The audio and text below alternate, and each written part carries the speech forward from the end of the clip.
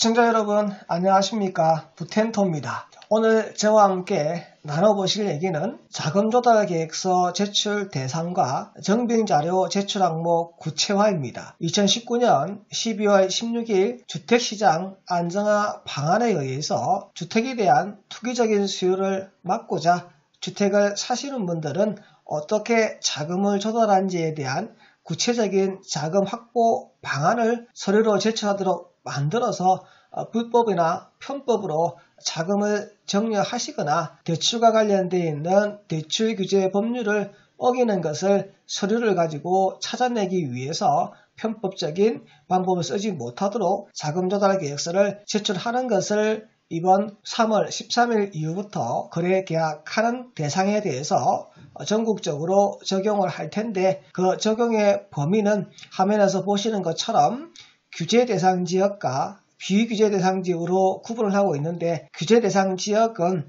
조정 대상 지역이라고 해서요, 3억 이상에 대한 주택을 취득하시는 분에 대해서 적용을 하고, 조정 대상 지역에 들어가지 않는 지역은 6억 이상의 주택을 취득하신 분에 대해서 자금조달계획서를 제출하라고 되어 있습니다. 구체적인 내용을 함께 살펴보도록 하겠습니다. 관련된 자료는 2020년 3월 9일자 국토교통부의 보도 자료를 기준으로 해서 설명을 드리도록 하겠습니다. 보시는 화면은 조정 대상 지역에 대한 범위를 보고 계신데, 투기과열지구가 있고 거기 조정 대상 지역이라고, 이렇게 조정 대상 지역에는 투기과열지구를 포함을 하고 있습니다. 그래서 이번 조치에 3억 이상 주택에 대해서는 조정 대상 지역 내라고 되어 있기 때문에 투기과열지구와 조정 대상 지역에 해당되게 되면 3억 이상의 주택을 취득하시게 되면 자금조달계획서를 제출하십시오. 조정 대상 지역에 들어가지 않는다 그러면 6억 이상 주택을 취득하시게 되면 자금조달계획서를 제출하라고 되어 있습니다.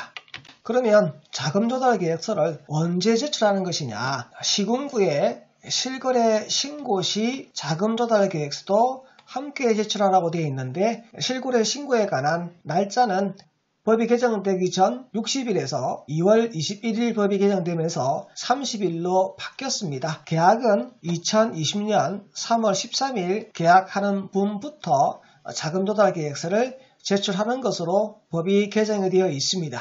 제목에서 정비자료를 제출하라는 얘기가 나왔는데, 정비자료는 어떤 경우 제출하냐면, 일단 투기과열지구 안에 있는 주택이어야 되고요, 가액이 9억을 초과하는 주택이어야 됩니다. 그러면 자금조달계획서 더하기 정비자료도 함께 제출하도록 되어 있고요. 그러한 정비자료는 구체적인 자료를 제출하라고 되어 있어서 예금잔액 증명서, 소득 증명원 등 객관적으로 확인할 수 있는 그러한 정비자료를 함께 제출하도록 되어 있습니다. 투기과열지구 내에 9억 초과 주택을 매수하시게 되면 정비자료를 별도로 첨부해야 된다고 얘기했는데, 그 정비자료는 항목별로 구분을 해서 예시를 해서 국토교통부에서 보도자료에 첨부해 두었기 때문에 투기과열지구에 9억 초과 주택을 취득하시는 분 같은 경우 화면에 보시는 것처럼 해당되는 품목에 대해서는 정비자료를 꼭 챙겨서 자금조달계획서와 함께 제출을 하셔야 됩니다.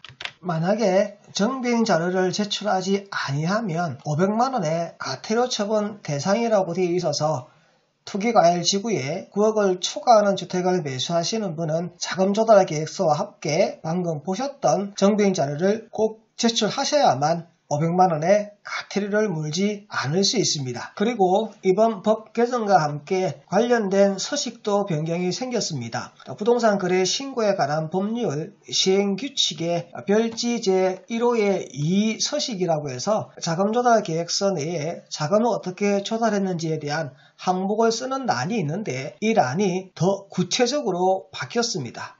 기존에 있던 양식과 변경된 양식인데, 기존의 내용을 보시게 되면 정려 상속이면 금액을 얼마를 기재했다면, 지금은 금액을 기재를 하고 구체적으로 누구한테 받았는지에 대한 항목별로 기재를 하도록 되어 있습니다. 정상적인 방법으로 자금을 조성하지 아니하였다면 이번 법 개정으로 자금조달계획서 내용에 세부 항목으로 표시하게 되어 있다 보니까 본의 아니게 비정상적으로 취득한 자금에 대해서는 끄끄러울 수밖에 없는 게, 이번 자금조달 계획서를 상세적으로 만든 내용이 그전과 다르게 바뀐 점이라고 볼 수 있습니다. 이번에 나와 있는 보도 자료 내용 중에서 그동안 주로 부동산 법인을 만들어서 주택에 대한 투자를 하는 것이 훨씬 개인으로 투자하는 것보다 효과적인 투자 방법이 될 수 있다고 해서 1인 법인 투자가 한때 호황을 누리는 그러한 상황이 있었는데요. 이러한 1인 법인 투자에 대해서 앞으로 지속적으로 관리를 하고 그러한 탈법 행위에 대해서 규제를 하겠다라고 보도자료에 나와 있습니다. 질문과 답변 내용인데요. 간단하게만 살펴보도록 하겠습니다.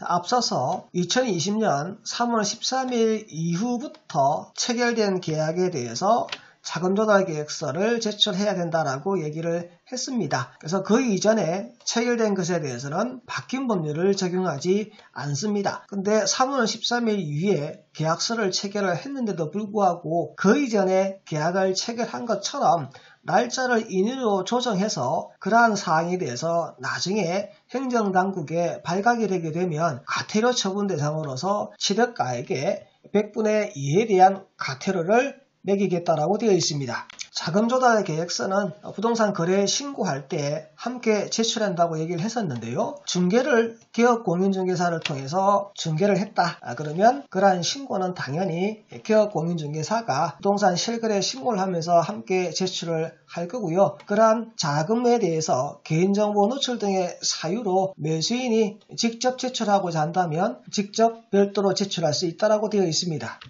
혹시 그 부동산을 직거래로 계약을 했다면 매수인이 직접 신고관청에 신고 제출하라고 되어 있습니다. 예시로 드러난 예제 항목을 한번 보도록 하겠습니다. 투기과열지구 내에 10억의 주택이다. 그러면 자금조달 계획서하고 관련된 정비응 서류를 제출해야 됩니다. 내용을 보면 예금 금액이 3억 원이 있고 담보대출 3억 원을 받았고 부동산을 팔았다라고 되어 있습니다. 그러면 구체적으로 어떻게 쓰는 거냐면 예금을 가지고 있었습니다. 2번 항목에 기재를 하시면 되고요.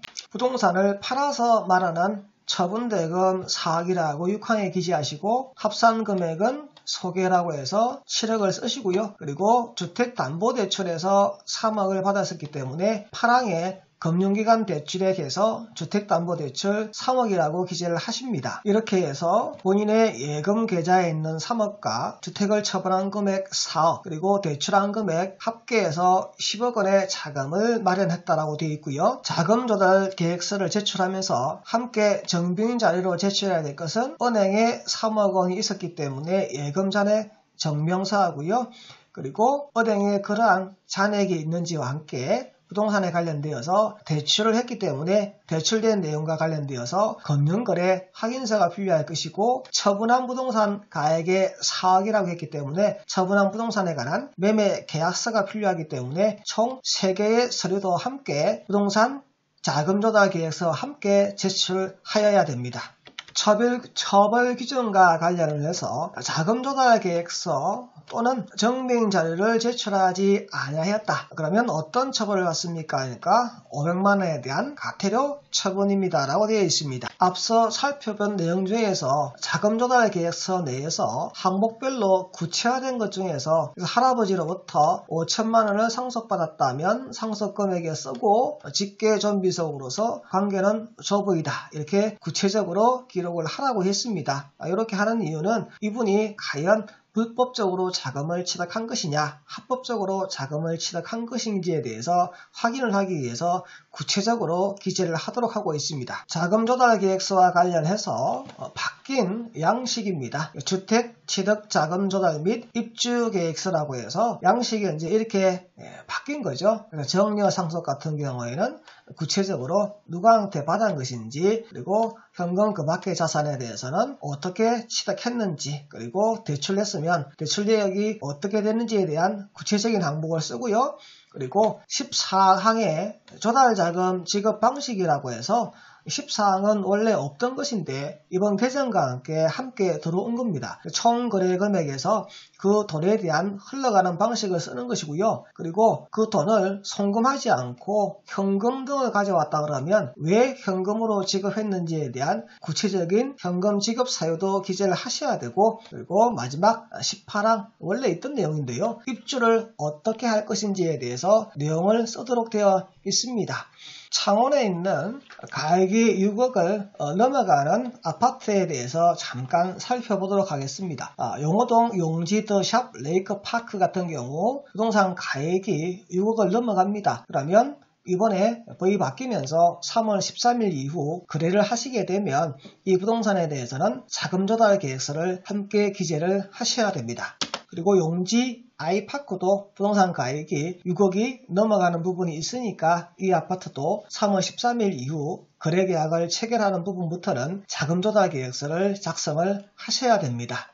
2020년 3월 13일 이후 거래계약서를 작성하는 주택 중에서 규제 대상 지역으로서 3억 이상의 주택, 비규제 대상 지역으로서 6억 이상의 주택에 대해서는 자금 조달 계획서를 작성을 해서 실거래가 신고 시 함께 제출을 하셔야 되고요. 투기 과열 지구로서 9억 초과하는 주택을 취득하시게 되면 자금 조달 계획서 더하기 정비인 자료도 함께 제출한다는 내용을 함께 보셨습니다. 구독과 좋아요 부탁드립니다. 감사합니다.